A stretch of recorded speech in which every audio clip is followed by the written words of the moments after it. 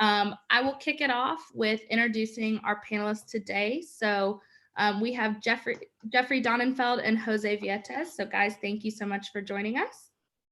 Sure.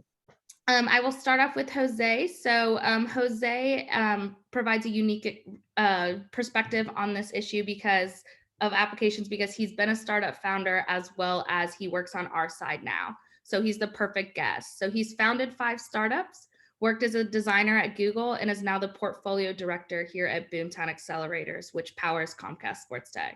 So Jose, hello. Hello, I'm excited to be here and I'm excited to answer the questions of these awesome entrepreneurs that we've been meeting over the months. Awesome. So then we have Jeffrey Donenfeld, who is our investment director here at Comcast SportsTech. So he has a background in advanced technologies, which will definitely help guide us in this conversation towards innovation. He has a lot of experience advising startups and will give us insight that our startups definitely need. So Jeffrey, thank you for joining us. Sure thing. Glad to be here. Awesome. So I think we should just kick it off with a general question of what makes the startup a good fit. So Jose, would you like to take that one? Absolutely, would love to. Yeah, what makes a startup a good fit for Comcast SportsTech is not necessarily about overall traction. It's more about having a strong team who has the individuals in place to execute on the vision that you're putting forth as a company, right? So if it's a hardware company, hardware engineers, if it's B2B SaaS, individuals who've sold it to enterprise before.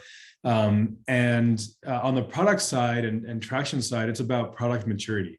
So it's not so much about how much revenue you do or don't have. It's fine to have it, of course, but rather where the product is, that if we introduce you to, the heads of NBC Sports and they say, we love what you're doing, can we do a pilot? You can say, let's do it, right? Within a reasonable period of time, a few weeks, you can execute on it. If it's going to take you like a year to build that product and get to a pilot, then it probably doesn't quite make sense to start right away. Maybe it's a better fit for a future program. So it's about product maturity and in order to really take advantage of the resources we have. Awesome. So on that same note, can you elaborate, Jeffrey, on the apps, like types of company we look for, maybe share some of our investment areas?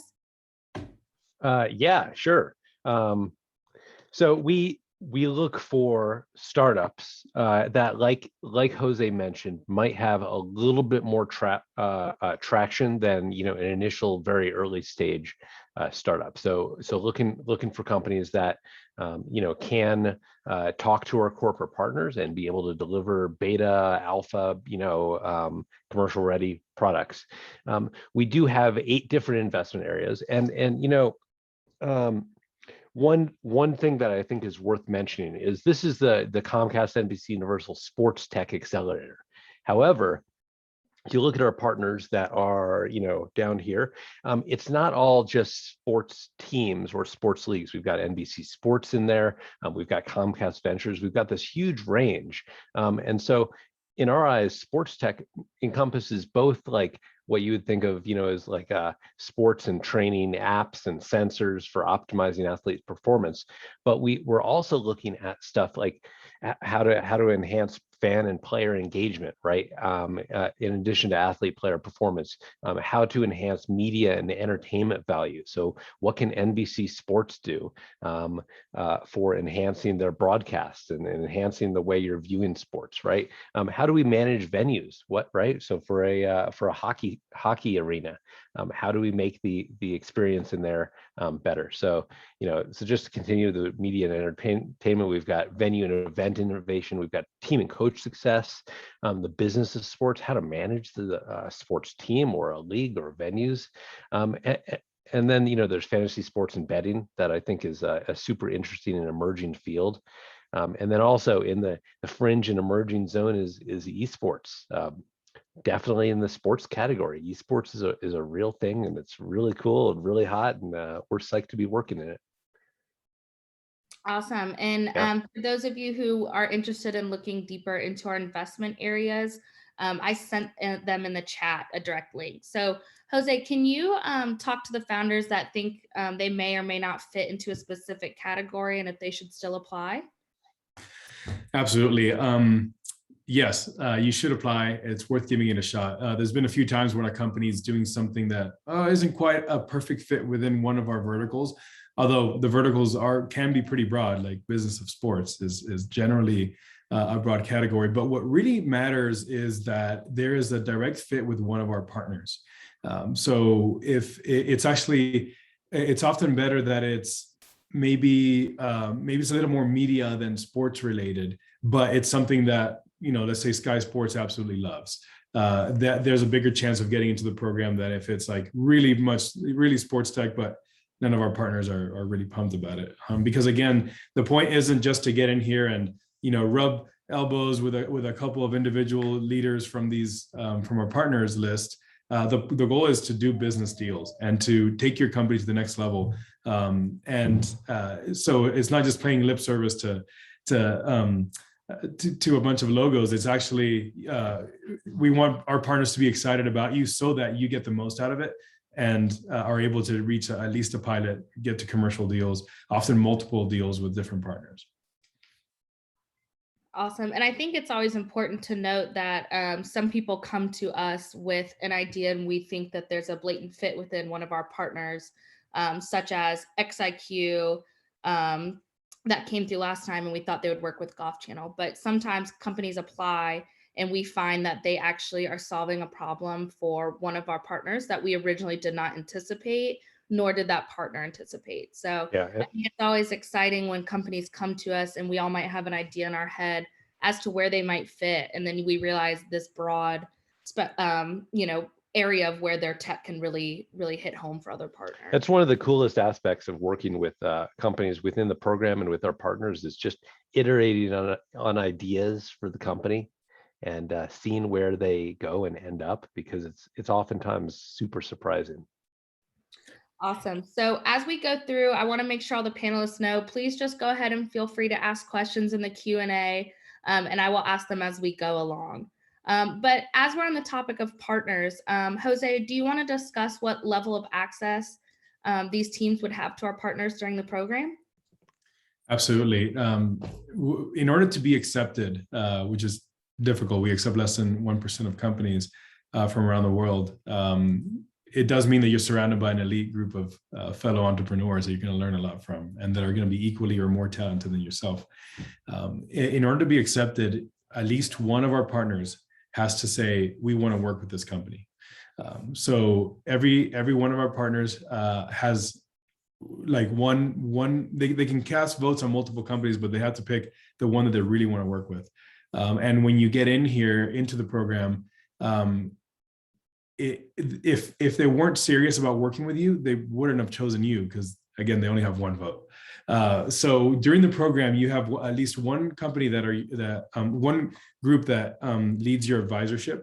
So you're working with their decision makers on a weekly basis to talk about how you could integrate, how you could work together during the program. If you're needing technical help with maybe an integration side of things, that they can bring in their head of technology to work with you. If they have partners that they see could have synergies with you, like you're working with them as advisors also. And this is in addition to over 500 mentors that are part of the ecosystem that are there to support you during the program. But you're working with the decision makers. And then in addition, as you go through the program, you'll start meeting partners and the heads of other groups, right? So if NBC Sports was the partner that chose you, you're still going to get opportunities to get one-on-ones and chats with the heads of USA Cycling or Swimming, and in those conversations, more often than not, more opportunities to collaborate come up. And so, for example, we had one company that came in and they were providing safety reflective technologies for cycling, right, for cyclists. And as they were chatting, the Comcast corporate said, wait, this would be really interesting for safety for our employees, right? When they're out in the streets, changing a power line or something, this would be really interesting. And all of a sudden, this huge market was opened up for that company. And so you're getting straight to the decision makers who are on your side and trying to figure out how to do a deal with you, and not just kind of say, okay, thanks for the information, we'll get back to you. They want to do something with you. So. Yeah, I love that. And I think that's what's so special. Like you actually really talk to these partners and have, this access to them that is unlike any other program I've seen out there. Jeffrey, is there any partner relationships or anything you'd like to add to the partner consortium that we have and how it makes us so unique? I mean, I think that continuing to explore all of the relationships and all of the different units within, Comcast Corporation has been incredibly illuminating, and we look forward to every cohort continuing to expand those relationships.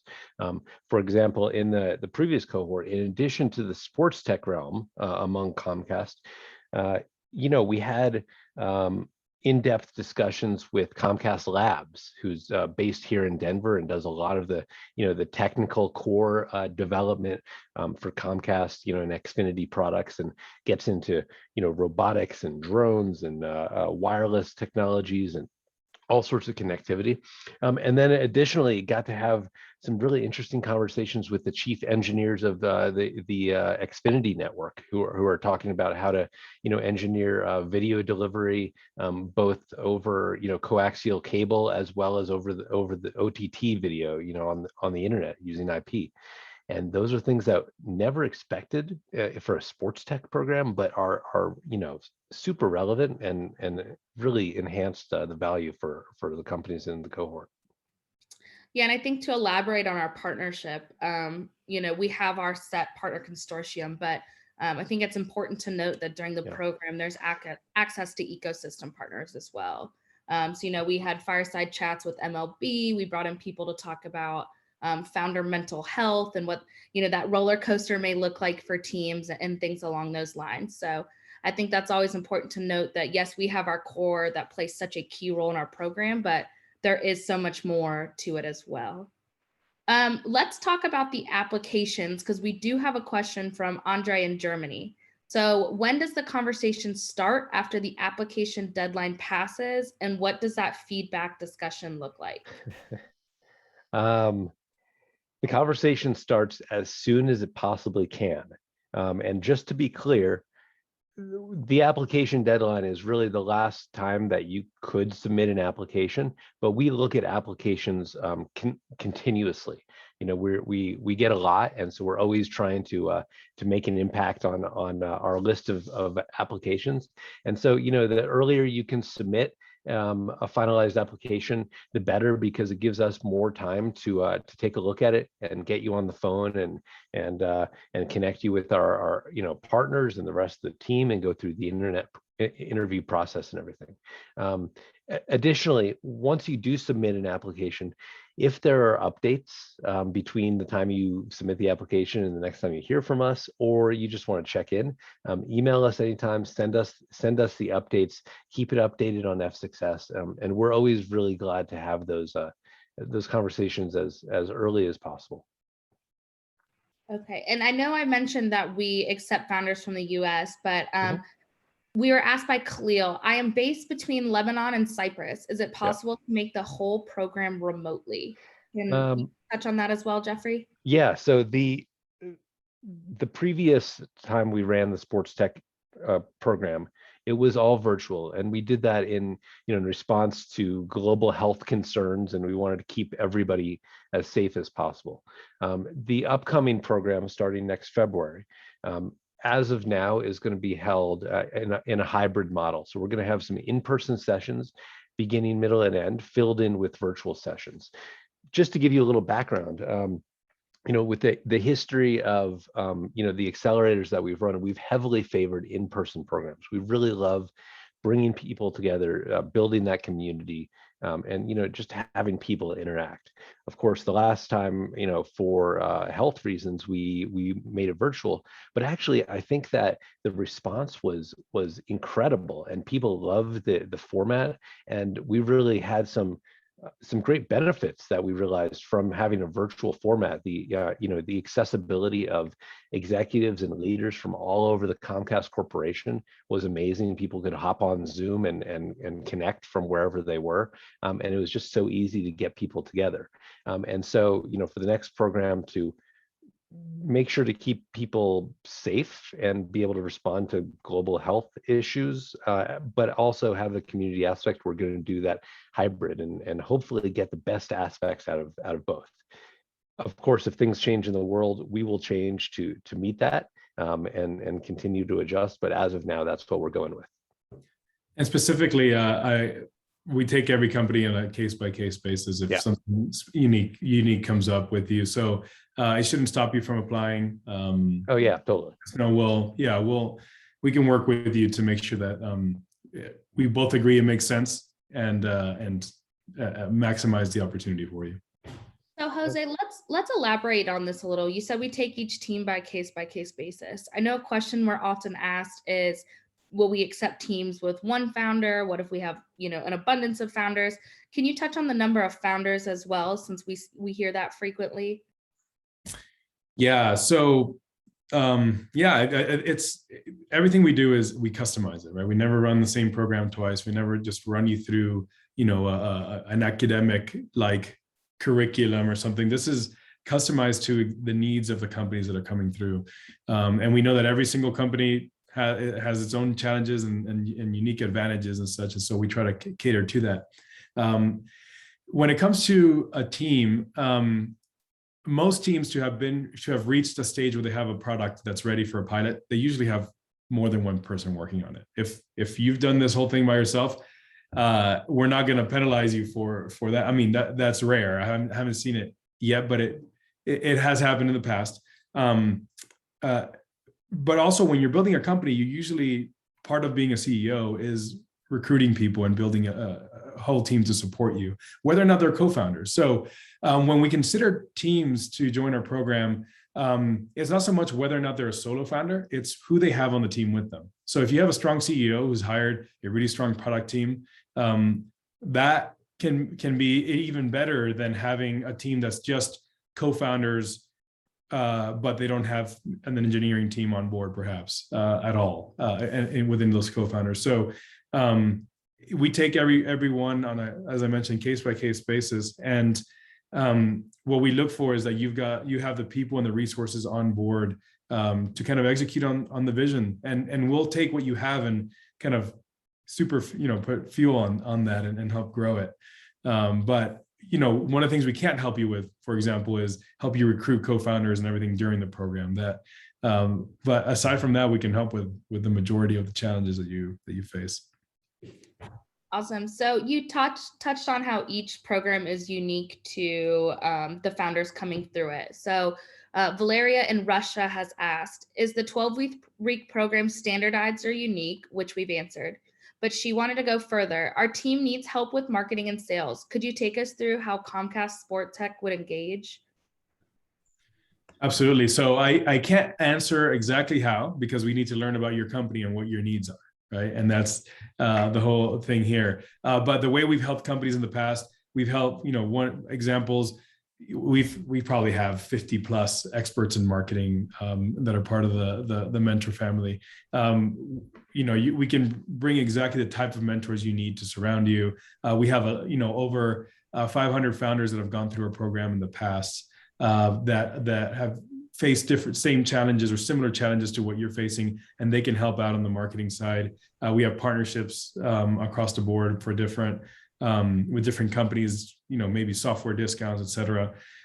So all of that, plus we would take experts and, if we need to do a session on growth hacking or a session on, how to execute good email campaigns or whatever, we have the individuals that are now on your side that we can bring to you and help solve whatever problem you've got. But again, it's kind of customized to what your needs are, because maybe you need marketing for your consumer packaged good, which is very different than trying to market a SaaS product. So I can't answer that for you, but it's definitely one of our strengths. Awesome. So Rondell has asked us, and it parallels, I think, kind of some of the points we were talking about, how they're custom to each team. But they've asked, if we have ideas to develop hardware tech in the future, can we use the resources within the lab to draft a prototype? Our current product is software, but we want to integrate with hardware. Sure. definitely. We look forward to working with you on that. And if there's if there's hardware resources that you need and that's integral to the future of the company, we're into working with you on that. And then also if you need hardware resources in order to develop the software, just because you need a test bed to run software on, that's also something that we can work with you on. So we're excited about that. And our friends over at Comcast Labs have consistently been amazing to work with, and are huge supporters of our hardware teams. Great, great. So Jose, do you want to give us some tips on the actual application process itself? Is there anything we look at specifically? What will make teams stand out? And then I'll throw that one to you, Jeffrey, as well. Sure. We love strong teams. We love founders who are passionate about what they're working on, who have experience in areas that are relevant or pertinent to their current business. It doesn't necessarily mean, if you don't have experience in a certain area that we're going to automatically pass on you, but we love your strong founding teams who have a unique advantage because of that. As you've seen with the pandemic, think the entire ecosystem can change and your product can change, and the one constant is the team. So for us, people are really important. So if you can just kind of paint a picture of how your experiences are relevant to your company, that's valuable. We also love hearing some of your ideas around how you could integrate with some of our partners on the more obvious side, and if you want to riff on some ways that you could fit with some of our partners in more creative ways, right? I kind of leave that open-ended, but sometimes we might not see that your technology that is perfect for golf might actually be really great for skiing also, right? And if you can help us fill in the gaps there, that always helps, because it allows us to then put you in front of more of our partners, which increases the chance of one of them being interested. So partner fit, team background, and information about kind of a bit of the journey of what you've accomplished to date. So around the traction or all that, it's not so much about where you're at, but we're a lot more interested in how you got there. So having 100,000 users can be great, or it can be mediocre. But if you tell us the journey of how you got there and all the learnings you did along the way, and how your acquisition cost is this compared to your lifetime value, it can really paint a story as to the resilience and resourcefulness of your team. And again, coming back to the people, that's really important to us. Great. And Jeffrey, is there anything you'd like to point out on the application process that might make a team stand out? Yeah, on the application process, I agree with everything that Jose said, and we really like to hear about the journey and how you got there. Yes. I'd also say, as much as we want a lot of information about you, try to keep it succinct to an extent. If you're copying and pasting, huge paragraphs, we're not going to get through it. If you can work on that value proposition statement and your one-liner and make them really tight, so that we can read that, say, yeah, I get it. That sounds like a great company. Let's talk to them. That really matters. And then, additionally, and this could be a UI issue, on F6S, but see what you can do about adding as many of your team members to the application as possible.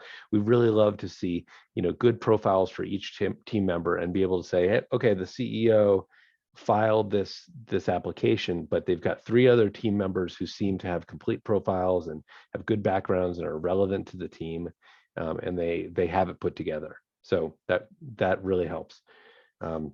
Make sure your website works too. That actually happens more often than I thought it would, that there's dead links that are put in the application. Awesome. So just making sure your answers are clear and concise, so we get a full understanding of what your company's doing. If there's stuff we're reading that isn't as pertinent to what we need to know, it's going to be distracting to your overall application. So clear, concise, and working links. I like it. And look, I mean, one thing to consider is the application. It's it's like a resume, right? It's just to get you in the door, and so put enough information to make me and Jose and the rest of our team excited to talk to you.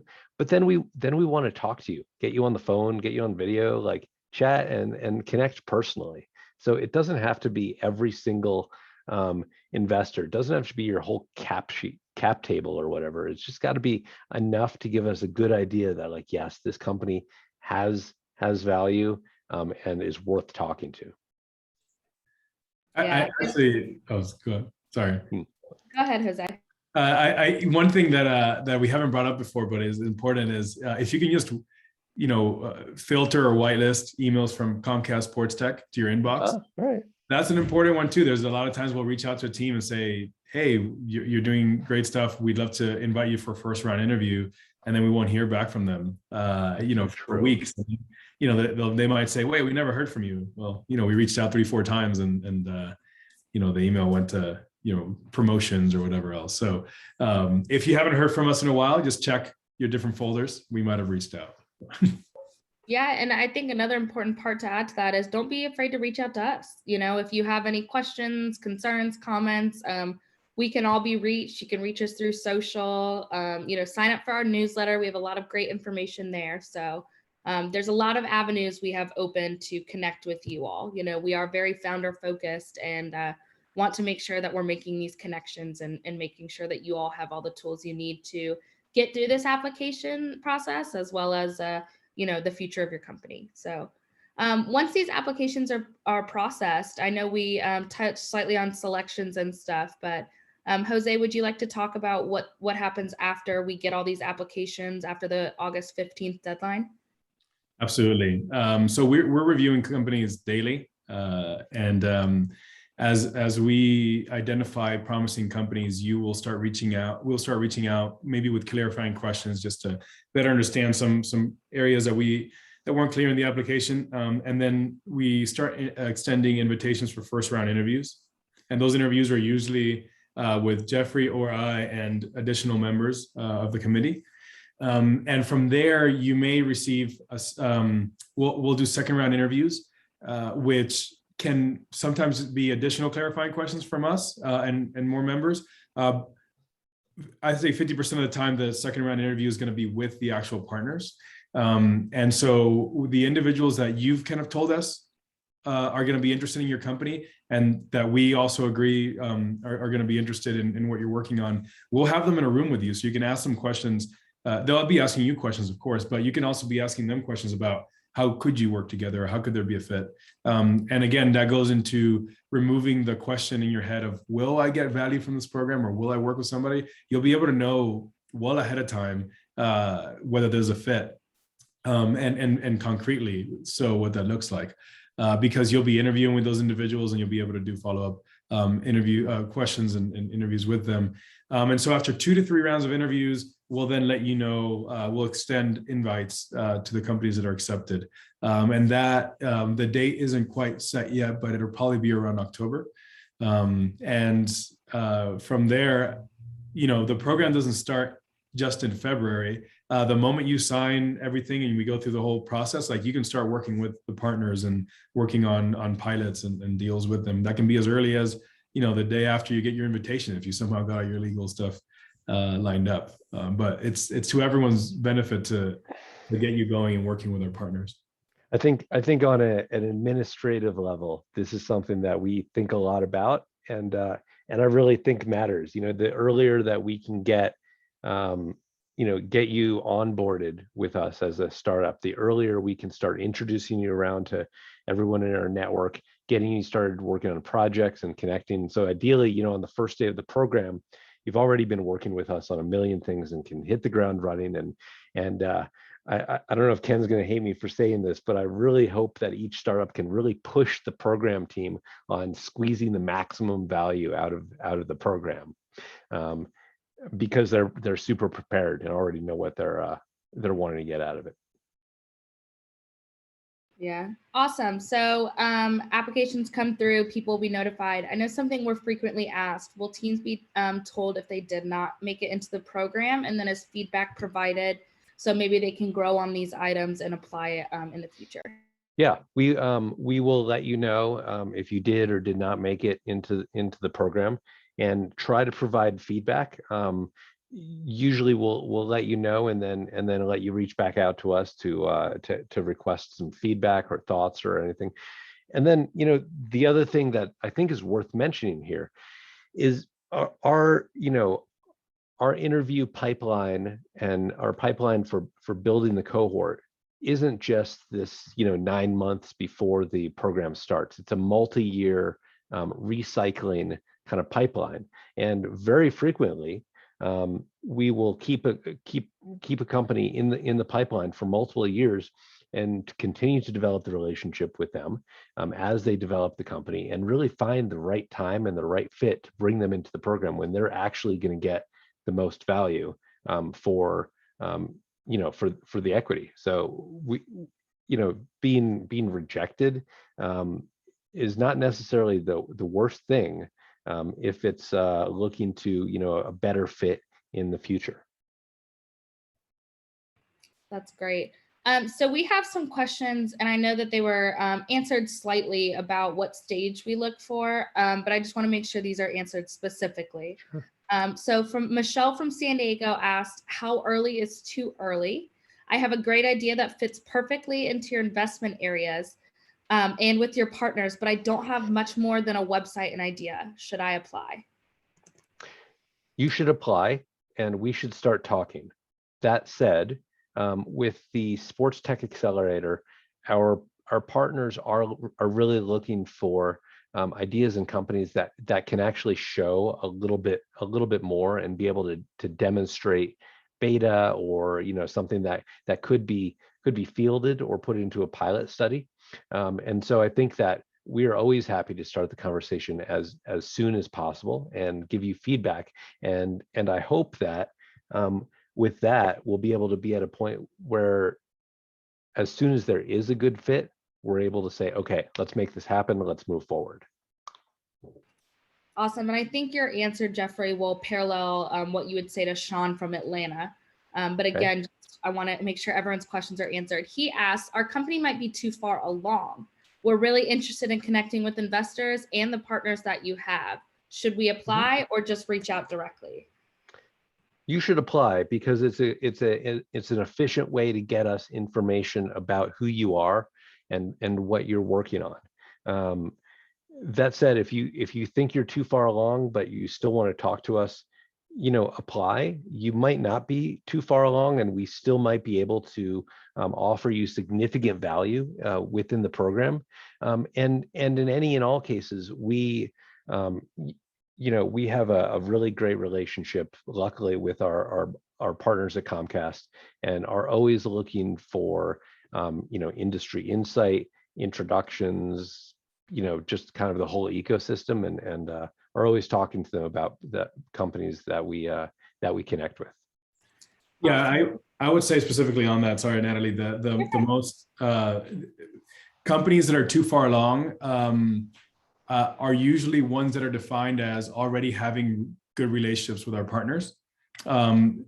Those are actually the ones that we both agree, like, oh yeah, you're too far along because we're going to introduce you to decision makers at Sky and you know them already, right? But on the other hand, you might have companies that have $15, $20 million valuations, and they're seeing this as a fantastic way of increasing the valuation of the company significantly, because instead of spending 2 years trying to get to the right decision makers and having multiple pitches and just for one partner, they're able to speak to these partners from day one and increase their biz dev pipeline significantly. And again, it's not just these partners. We have a lot of other partners that we don't have up here who are part of the entire ecosystem. Comcast is a very large organization with a lot of resources, and all of those are also at your disposal. You have Comcast on your side wanting to see you succeed.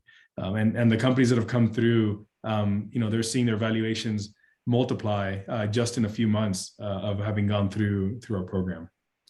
So Jose, let's talk about those resources. So a question we've often been asked is there an equity cost for the program? And then can you elaborate on the benefits that are presented in return? Absolutely. There is an equity exchange, and that amount is kind of on a case-by-case basis based on where each company is maturity-wise. On average is around 6% or so for companies that are coming through.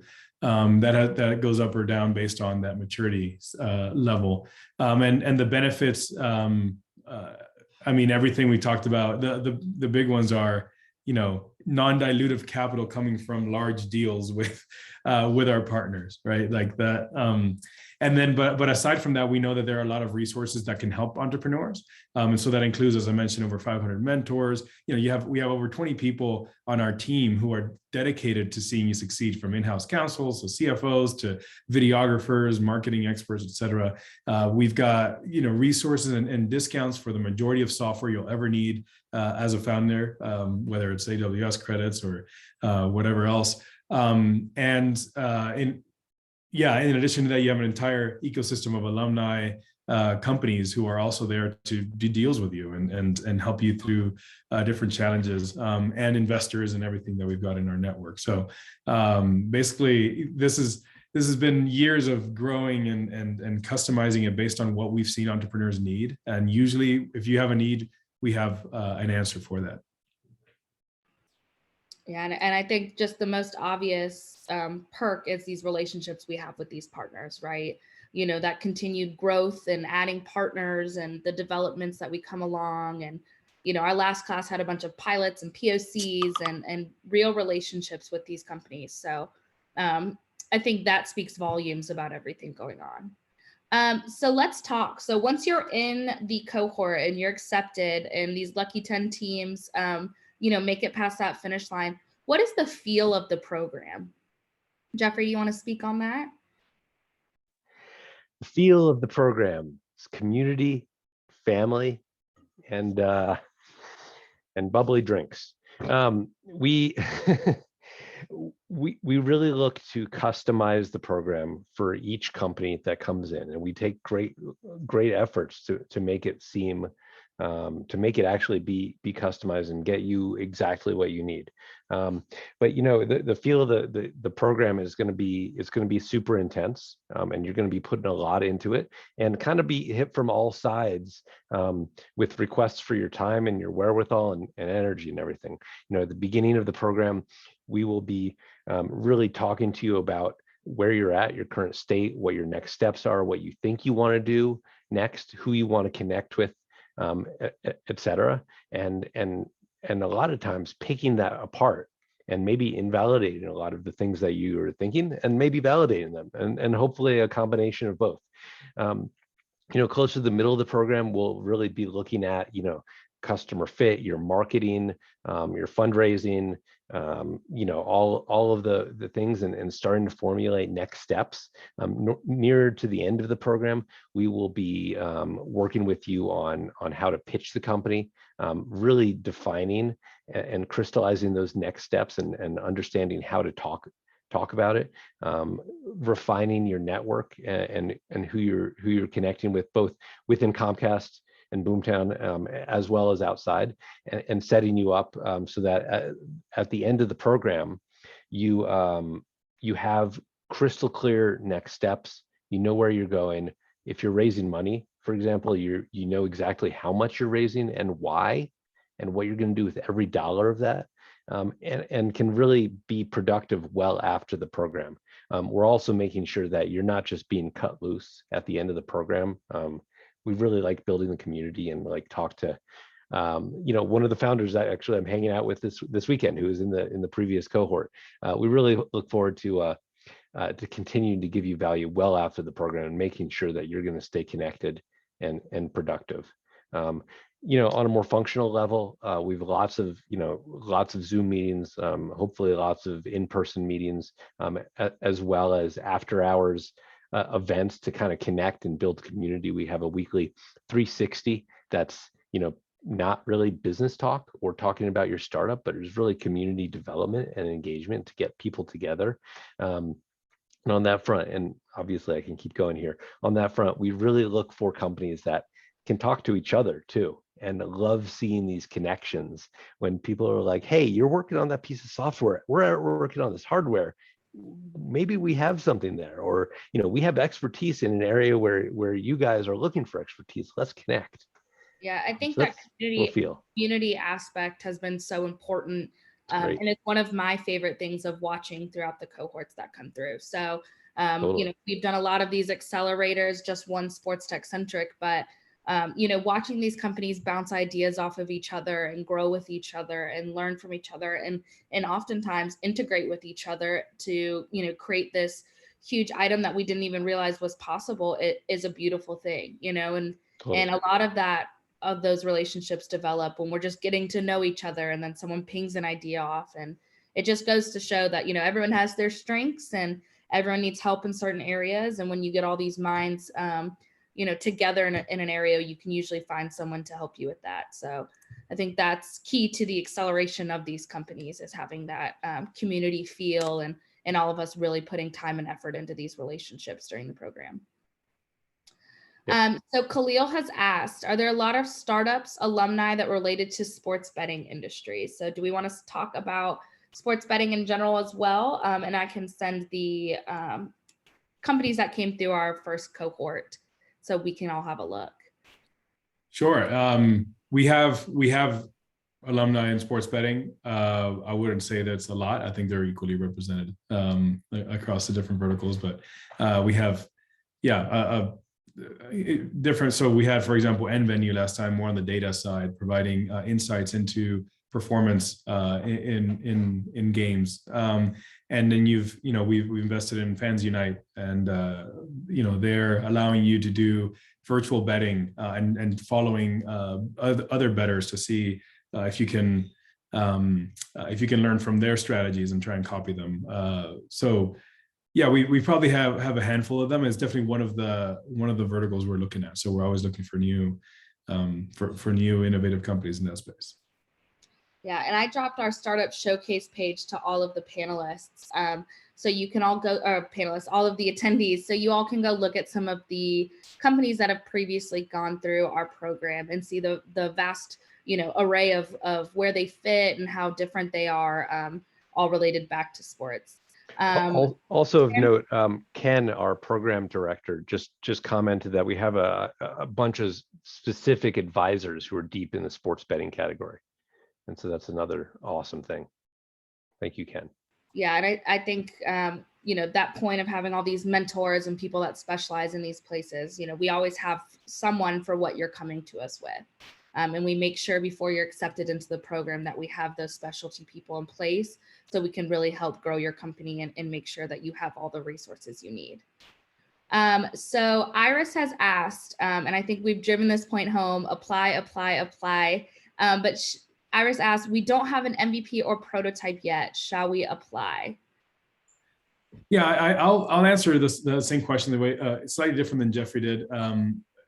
I think it most likely than not will be too early. Again, if it's unless you have an entire engineering team who can then build a company around it and deliver on a pilot within a few weeks or a month, which is rare in engineering, but it's possible. It probably will be too early. But by speaking with us now, we're able to build that relationship and see what you're doing and kind of let you know also that there is interest in the future. And as you keep us up to date and your product matures, you're then, top of our list for conversations for the next cohort, and even starting to build those relationships in the middle. So I'd say it's up to you. I think it's worth applying because you can build a relationship. The odds of getting in are low, but it doesn't necessarily mean it's a negative to apply. And again, it'll spark those conversations, and then you could see what needs to happen to apply in the future or look into the future. So we're wrapping up. I have a few more questions, but panelists, audience, please keep asking questions before we run out of time. This is directed at you and your application. So anything you want to know, we want to make sure it gets answered. I have a question from David. Can you give us a specific example of how a startup has worked with your partner consortium? Yeah, we have almost 30 examples of that.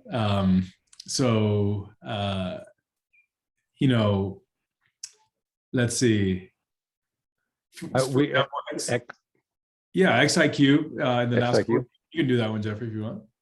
Yeah, so we let's see.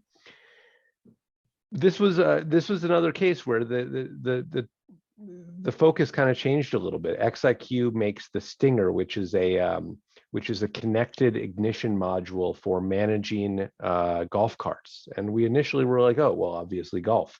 And it turned out that during the program, we got them connected with NASCAR, and didn't realize that in addition to awesome high performance race cars, NASCAR also has a huge fleet of golf carts to get staff around their massive venues, these huge racetracks, and had just such a cool exploration with NASCAR and getting XIQ connected, and then exploring that whole world and understanding how NASCAR can use XIQ's technology to help manage their fleet. So that was a great partner connection that continues on. Actually, a few of us on the team are headed out to Daytona soon to go meet with NASCAR and talk to them about further technology that they're interested in, and how we can continue to work with them and connect our startups with an alignment to their tech and business initiatives. There's one example. Great.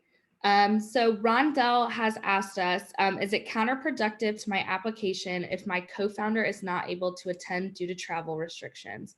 They will be able to attend virtually. So can we re-go into that hybrid and how important it is to have a team and what that may look like? I mean, I think that it really depends on your team's dedication and availability to really making it work. We had such a great success doing it all virtually that I remain very optimistic that virtual attendance can be productive. And I think it really depends on you. If you're going to be, phoning it in and occasionally sitting in silently on Zoom meetings, that's one thing.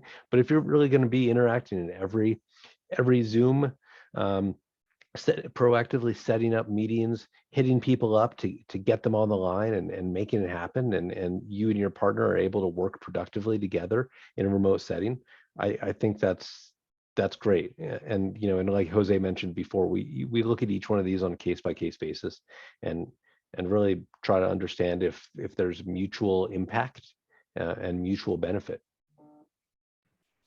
Awesome. And then I have a few people asking if this webinar is going to be broadcast and available to other team members, or a few people missed the beginning.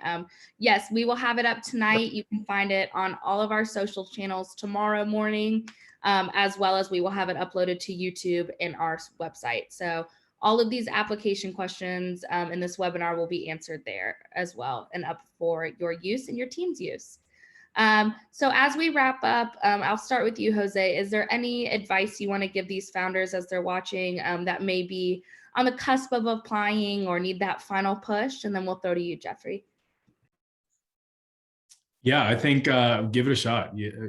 We've had companies that we thought our partners would be mildly interesting, and then they say, okay, this is actually exactly in our next year's roadmap. This is perfect. We want these guys in.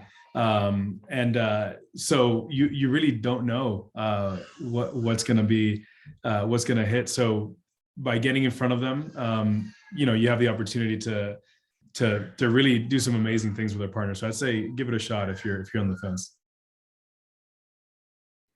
And Jeffrey, do you have any advice for these founders? So, I mean, give it a shot. Let us know why you're excited about this, why it's really amazing and cool. Be able to articulate, the fit with the partners and why our partners would be interested, and I think what your competitive differentiation and advantage are. Those are the things that I think about a lot on this.